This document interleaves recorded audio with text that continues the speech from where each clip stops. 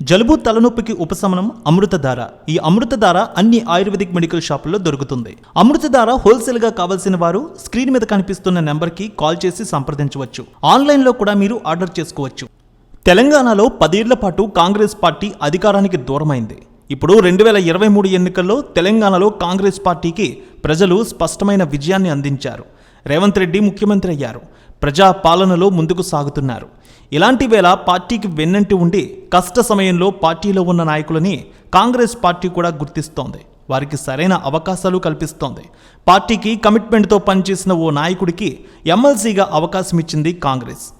ఆయనే Congress party senior leader, PCC కార్యనిర్వాహక అధ్యక్షుడు బొమ్మ మహేష్ కుమార్ గౌడ్. ఆయన్ను శాసనమండలికి పంపాలని పార్టీ నిర్ణయించింది. మరి బొమ్మ మహేష్ కుమార్ గౌడ్ గారి రియల్ స్టోరీ ఈరోజు తెలుసుకుందాం. బొమ్మ మహేష్ కుమార్ గౌడ్ 1966 ఫిబ్రవరి 24న తెలంగాణ రాష్ట్రం నిజామాబాద్ జిల్లా బెంగల్ మండలం రహత్ నగర్లో జన్మించారు.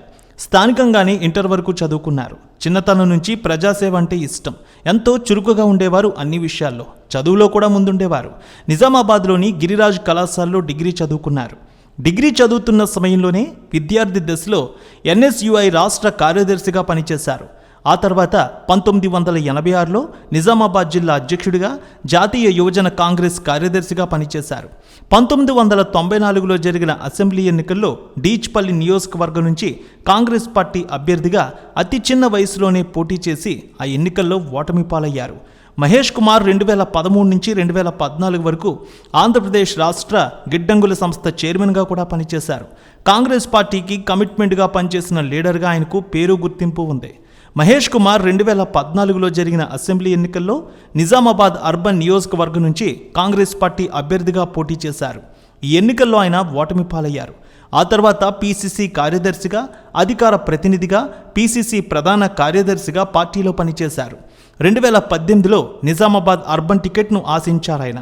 కానీ ఆ ఎన్నికల్లో ఆ స్థానాన్ని అధిష్టానం మైనార్టీలకు కేటాయించడంతో ఆ పోటీ నుంచి తప్పుకున్నారు.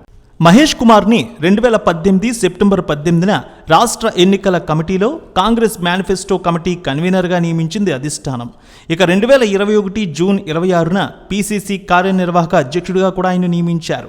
డిసెంబర్ 10, 2022న కాంగ్రెస్ రాజకీయ వ్యవహారాల కార్యనిర్వాహక కమిటీలో ప్రత్యేక ఆహ్వానితుడిగా ఆయన పనిచేశారు.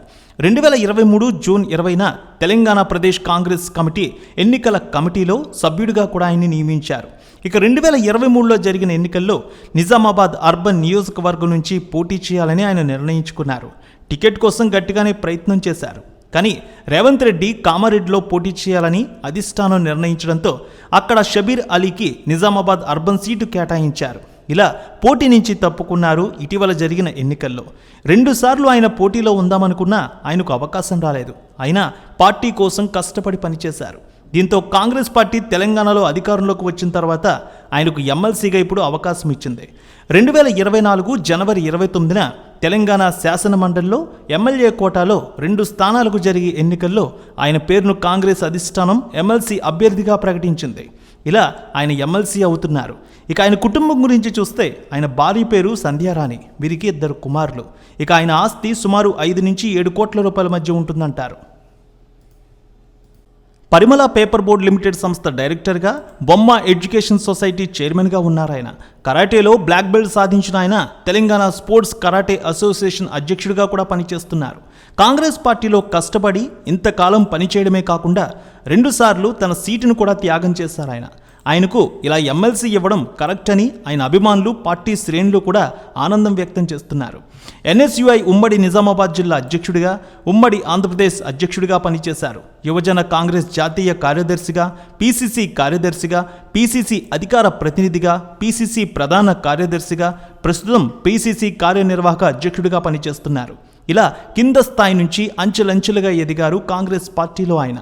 ఇక ఆయనకు ఎమ్మెల్సీ అవకాశం రావడంతో ప్రస్తుతం నిజామాబాద్లో ఖాళీ క్యాబినెట్ స్థానాన్ని మహేష్ గౌడ్తో భర్తీ చేస్తారనే టాక్ కూడా పొలిటికల్ సర్కిల్లో బలంగా వినిపిస్తోంది. మరి చూడాలి. నిత్యం ప్రజల్లో ఉండే మహేష్ గౌడ్కు ఎమ్మెల్సీగా ప్రస్తుతం అవకాశం వచ్చింది. మరి వచ్చే రోజుల్లో ఏ పదవి వరించనుందో. ఏది ఏమైనా రాజకీయంగా ఆయనకు వచ్చే రోజుల్లో మరింత మంచి ఉన్నతికి ఆయన చేరుకోవాలని మనం కూడా కోరుకుందాం.